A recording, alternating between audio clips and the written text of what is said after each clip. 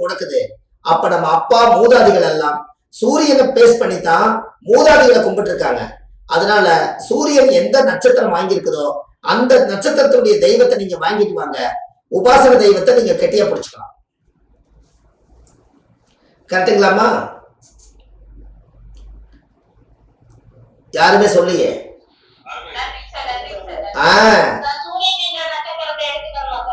நல்லா பாத்துங்க அம்மா. அஞ்சாம் பாவ குலதெய்வமா அம்மா? நல்லா பாருங்க. நீங்க நல்லா பாருங்க. அப்பா உங்களுக்கு குரு திசை 16 வருஷம் எப்படி வந்தது? மேசத்துல இருந்து மீன வரைக்கும் நீங்க 12, மறுபடியும் மேசம் 13, ரிஷபம் 14, மிதுனம் 15, கடகம் 16. 16 வருஷத்துல குரு உச்சம். அதனாலதானே கடகத்துல வந்து 16ஓட நின்றுச்சு. கரெக்டுங்களா? இது இன்னும் சொல்ல போனா அந்த 16 எப்படி வந்தது? சூரியன் திசை எத்தனை வருஷங்க? சந்திர திசை 10 வருஷம். 10 ஒரு 6 எவ்வளவுங்க? அப்ப 16. அதனாலதான் சூரியனும் சந்திரனும் அப்பா அம்மா 2 பேரும் சேர்ந்து ஒரு குழந்தைய 16 வருஷம்ங்கிறத உருவாக்கி கடக ராசியில தாயுடைய கர்ப்பத்துல வச்சிருக்காங்க. எப்படி?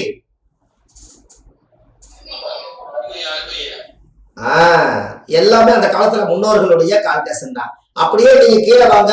கடகம் 16, சிம்மம் 17, கன்னி 18, துலாம் 19. அங்க 19ன்னா சனி திசை எத்தனை வருஷம்? அப்ப என்ன கிரக துலாத்துல என்ன கிரக உச்சம்? அப்ப 19 வருஷம் சரியா போச்சுங்களா?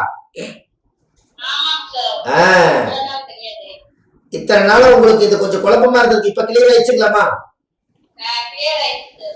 அதாவது சூரியன் திசை எத்தனை வருஷம்? 6 வருஷம். அதனாலதான் காலையில சூரிய உதயம் 6 மணிக்கு மேல வச்சுட்டா குழந்தைக்கு ஜாதகம் கிடைக்கிறாங்க. கரெக்டுங்களாமா? அதே போல சந்திர திசை எத்தனை வருஷம்? 10 வருஷம். அதனாலதான் ஒரு தாயாருக்கு குழந்தை ஒரு 10 மாசம் ஆகுது. கரெக்டுங்களா?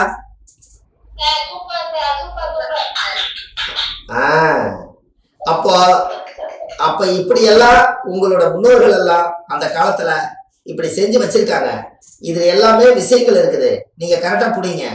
ஒரு ஜாதகத்துல நீங்க லக்கணம் வந்து 1ஆம் பாவம் ஒரு உயிர் பிறக்குது. 2ஆம் பாவம் அந்த குழந்தைக்கு வந்து 2ஆம் பாவம் வாக்குஸ்தானம்.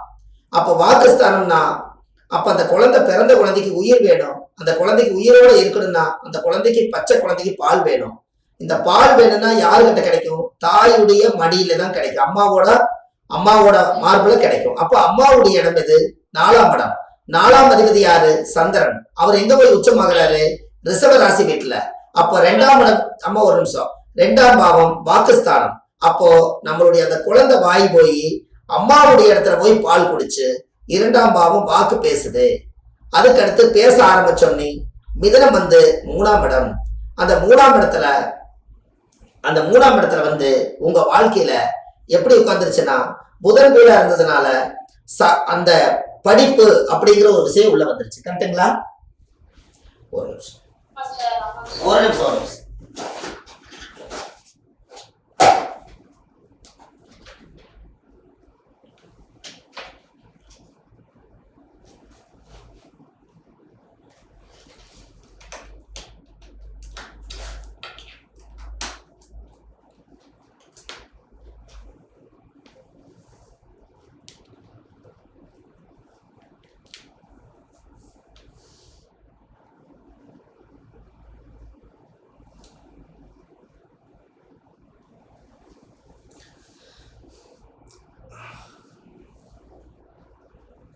அம்மா உங்களுக்கு தெரியுதா? அம்மா உங்களுக்கு தெரியுதுங்களா? சரி. இது கொஞ்சம் சார்ஜ் பத்தல, அதனால சார்ஜ் போட்டேன். ஓகே. அதாவது 3ஆம் இடம் அந்த குழந்தைக்கு வந்து அதனுடைய சகோதர வர்க்கம். அதாவது வந்து 3ஆம் இடம் என்பது குழந்தை, அது புதனோட வீடு. அதனால அதுக்கு அறிவு பிறக்குது. அதனால அந்த குழந்தைய கொண்டு போய் புதன் என்பது பள்ளிக்கூடம், பாடசாலையில கொண்டு போய் விட்டுறாங்க. பாடசாலையில விட்டுட்டு நேரா அம்மான்னு சொல்லி வீட்டுக்கு வருது. அதனால அது 4ஆம் பாவம். அம்மா வந்து சொன்னாத்தான் அப்பாவின் பேர் தெரியுமடா, அவளும் சொல்லவில்லை என்றால் தப்பாகத்தான் போகுமடான்னு அடுத்து 5ஆம் பாவம் தானே சூரிய வீடா வச்சிருக்காங்க. அப்போ அப்ப 4ஆம் பாவ தாயி, அங்கதான் தாயுடைய குழந்தைக்கு முதல் வாகனம் எதுன்னு கேட்டீங்கன்னா அம்மாவோட இடுப்பு தான் அந்த காலத்துல முதல் தாய்க்கு வாகனம். அது வாட்டுக்கு குழந்தை தூக்கி இடுப்புல போட்டாங்கன்னா அது வாட்டுக்கு நடந்து 1 கிலோமீட்டர் அவங்க வேலை பார்த்து போயிட்டே இருப்பாங்க. தண்ணி சுமப்பாங்க, ஒரு குழந்தை சுமப்பாங்க. முதல் வாகனம் 4ஆம் இடம் என்பது தாய் தான். ஒரு குழந்தைக்கு முதல் இடுப்பு தான், தாயோட உடம்புல இடுப்பு தான் தாய்க்கு முதல் 2 கால் வாகனம். அதுக்கப்புறம் தான் 4 கால் வந்தது. அப்ப 4ஆம் இடம் என்பது தாய் சுகம். ஒரு குழந்தை அழுதுச்சுன்னா தாயுடைய நெஞ்சில படுக்க வச்சு அந்த இதய துடிப்பு கேட்டாலே அந்த குழந்தை 4ஆம் இடம் சுகமா தூங்கிடும். 5ஆம் பாவங்கிறது தான் 13 நட்சத்திரம் வந்துருச்சு.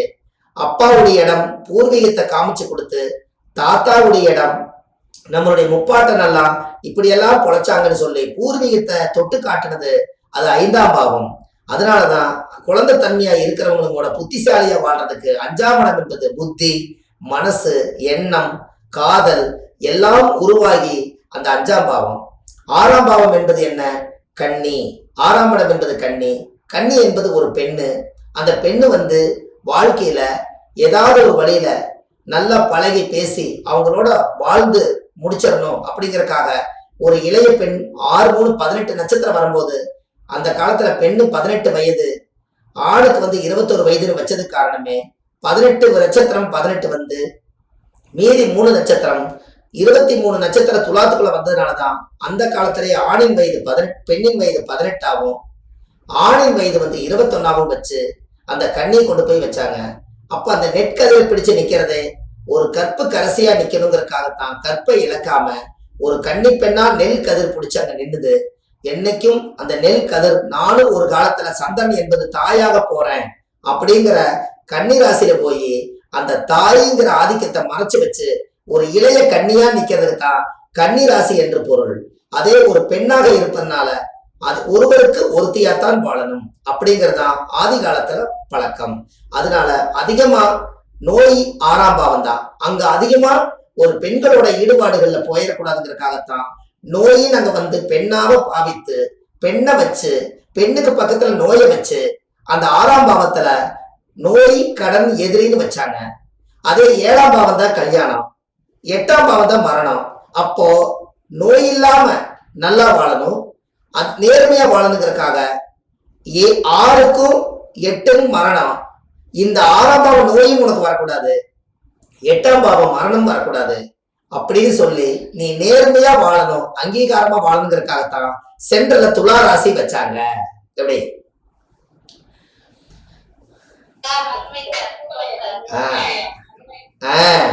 துலா ராசி வச்சாங்க. அதுக்கு அடுத்தபடியா அந்த துலா முடிஞ்சோடனே அந்த 7ஆம் பாவம் கல்யாணம் முடிஞ்சு 8ஆம் பாவம்ங்கிறது தான் ஒரு மனிதனுக்கு அவங்களோட ஆயுள் இனிமேல் நாம பொழைச்சுக்கணும்னு சொல்லி அந்த 8ஆம் இடம்ங்கிறது ஒரு பெண்ணுக்கு மாங்கலியமா அங்க வந்ததுக்கு காரணமே அதுதான். அந்த 8ஆம் பாவம் அந்த காலத்துல அனுச நட்சத்திரம் அதுக்குள்ள இருக்கிறதுனால அனுசம் என்பது பனைமரம், பனை ஓலையில தாலி செஞ்சு ஒரு காலத்துல தாலி கட்டி ஆள் போல் தலைச்சு அருகும் போல் வேறுன்றிங்கிற மாதிரி பனை ஆயிரம் பறவை ஆயிரமா அவங்க வாழ்ந்ததுனாலதான் அந்த காலத்துல உயிரை காப்பாத்துறதுக்கு அனுச நட்சத்திரக்காருக்கு ஆயில் கட்டிங்கிறதுனாலதான் 8ஆம் இடம் ஆயில்னு வச்சாங்க. இன்னும் சொல்ல போனா 8ஆம் ஆயிலுங்கிறது என்ன?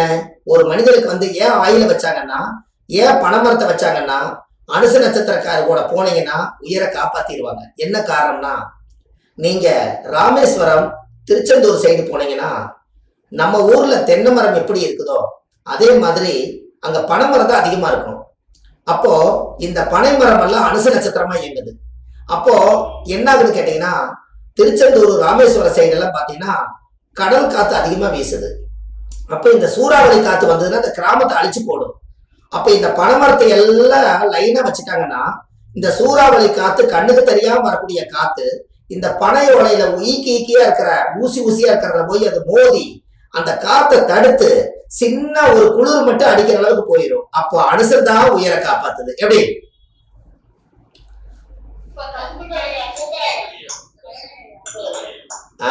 அனுச நட்சத்திரக்காருக்கு ஆயுள் கெட்டின்னு சொன்னது இப்ப சரியா? அப்போ அனுசந்தான் அங்க 8ஆம் பாவம். அதனாலதான் தாலி நிலையா நிக்கணும், மனசார அவங்க நல்லா இருக்கணும்னு சொல்றதுக்காகத்தான் அந்த மாங்கல்யம் நிலைச்சு நிக்கிறதுக்காகத்தான் அனுசம் பனையோடையில தாலி செஞ்சிருக்காங்க. எப்படி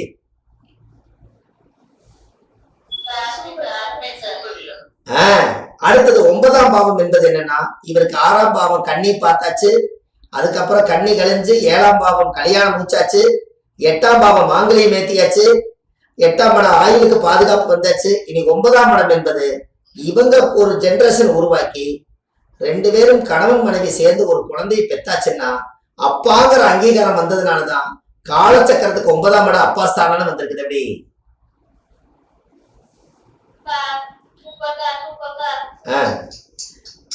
கால சக்கரத்துக்கு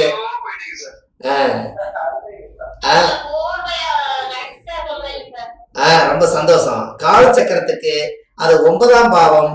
அந்த 9ஆம் பாவம் யாருன்னா தகப்பா ஸ்தானம். அப்ப தகப்பா ஸ்தானம் அதிபதிப்பட்டவரு அந்த யாரோட வீடு வருது, அது குருவோட வீடா வருது. அப்ப குருங்கிறவர் யாருன்னா குழந்தை. அப்ப வந்து உடனே கங்கராங்குலேஷன், என்ன சந்தோஷமான செய்தி, நீங்க அப்பாவாக போறீங்க அப்படின்னு சொன்னது காரணமே அப்பாங்கிற இடத்துல குருங்கிற நிக்கிறதுனாலதான் அப்பா கங்கராங்குலேஷன் சொல்றீங்க. எப்படி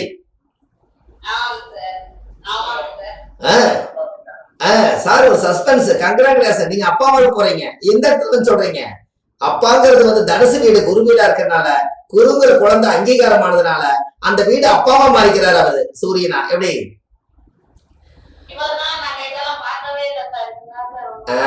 சந்தோஷம் சந்தோஷம். 9ஆம் பாவம் அப்பா வந்துட்டாரு. இனி இனி அவர் என்ன பண்ணுவாரு, கல்யாணம் முடிச்சு வச்சவரு, ஏய் நீ அப்பாவாக போயிட்ட, இனிமே நீ ஊதாரித்தனமா இருக்கக்கூடாது, இனி போய் தொழிலுக்கு போய் பொண்டாட்டி உடையெல்லாம் காப்பாத்தி நீ போய் உடம்ப வளைச்சு பாடுபட்டினாத்தான் உன்ற குடும்பத்தை காப்பாற்ற முடியும்னு சொல்லி இனி போய் தொழிலுக்கு போன்னு சொன்னதுனாலதான் 9ஆம் பாவம் தனுசு, 10ஆம் பாவம் தான் தொழிலு. அந்த 10ஆம் பாவம் அந்த காலத்துல இவ்வளவு விஞ்ஞானங்கள் பிறக்காத காலத்துல 10ஆம் இடத்துல யாரு உச்சமாகறா, மகரத்துல செவ்வாய் உச்சமாகறாரு. செவ்வாய்னா யாரு, பூமிகாரகன். அந்த பூமி அங்க செவ்வாய்னா ஆயுதம். அங்க ஏறு உளுந்து அந்த கலப்பையோட போய் முதல்ல வாழ்ந்த இடமெல்லாம் சேரும் சகதியும் வாழ்ந்ததுனால வயல் வாய்க்கால் எல்லாமே மகரத்தை குறிக்குது. அழுக்கு, சூறை, சகதி, சேரு அனைத்தும் சனியோட இடமா இருக்கிறதுனாலதான் போய் காலை கொண்டு போய் சேத்துல வச்சு செவ்வாய்ங்கிற கலப்பை பிடிச்சு உழுது நீ சம்பாரிச்சு தொழில் அந்தஸ்தை ஏற்படுத்தின இடம்